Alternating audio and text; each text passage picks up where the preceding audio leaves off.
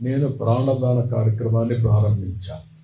బ్రహ్మోత్సవానికి వస్తూ తిరుపతిలో సిమ్స్ హాస్పిటల్లో ప్రాణదాన కార్యక్రమానికి ప్రారంభించాం. ఆ రోజు ఒకటే ఆలోచించాం, వెనుకబడ్డ ప్రాంతం రాయలసీమ, ఇక్కడ హాస్పిటల్ కూడా సరిగా లేవు.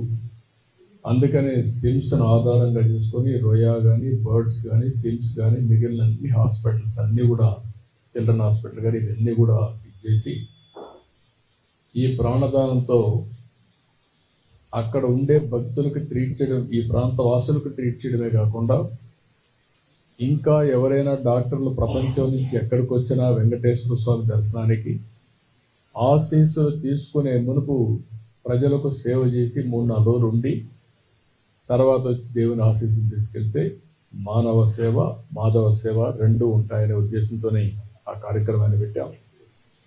దాన్ని కూడా లాజికల్గా తీసుకెళ్లాల్సిన అవసరం ఉంది.